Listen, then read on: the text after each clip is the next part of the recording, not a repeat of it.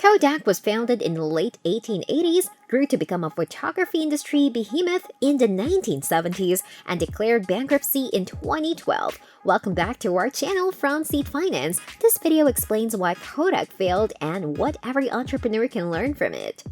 What made Kodak so successful? First and foremost, George Eastman sought to democratize photography. Eastman believed that by changing the way people took photographs, he could make photography accessible to everyone. Eastman made it possible for anyone interested in photography to take great pictures with the development of his new and innovative Kodak camera. Throughout the following decades, innovations and inventions helped the company achieve its founder's goal. While Kodak's offer met the needs of its clients, the Eastman Company's business model brought in the cash. Kodak's business strategy was based on the razor and blades business model, in which one item is sold at a low cost or given away for free in order to increase sales of a complementary good such as consumable supplies.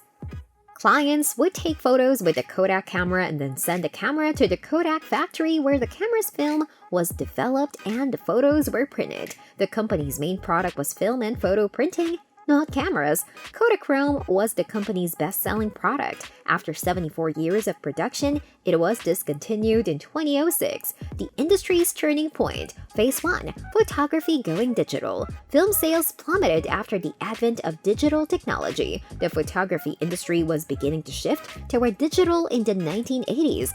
With Kodak inventing the digital camera, one would think that transitioning to digital would be the logical next step for Kodak.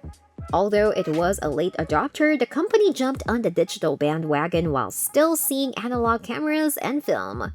Kodak created a new business segment, printers. The company concentrated on the printing industry, producing expensive printers and low-cost ink, while competitors profited from selling expensive ink. Kodak appears to have developed antibodies against anything that could compete with film. Phase 2. Transitioning from digital to social photography. Digital cameras, it turned out, were not the biggest fish in the pond. Smartphones took the world by storm, and manufacturers of digital cameras saw their sales plummet. People moved away from printing photos and towards storing them on digital devices or sharing them on social media platforms. Many years before Facebook, Kodak made an unexpected business move by acquiring Ophoto, a photo-sharing website in 2001. Instead of using Instagram, Kodak used Ophoto to try to get more people to print digital images. When Kodak declared bankruptcy in 2012, Facebook paid $1 billion for Instagram, the new hot photo-sharing social network. Kodak acted like the stereotypical change-resistant Japanese company, whereas Fujifilm acted like an adaptable American company.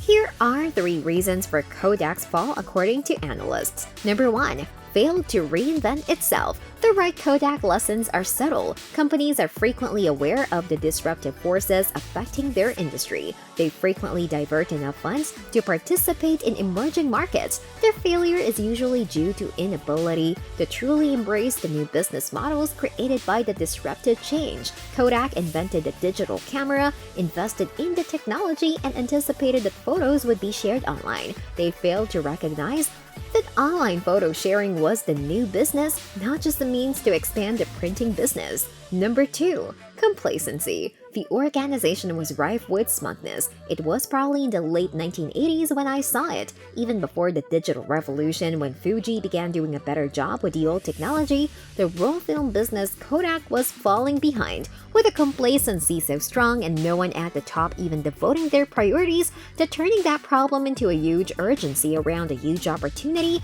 it was inevitable that they would fail. Number 3. Lack of organizational agility.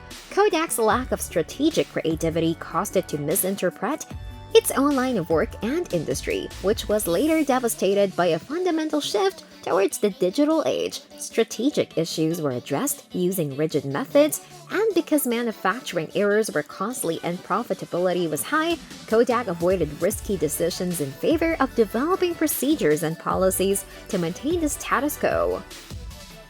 What you can learn from Kodak's fall.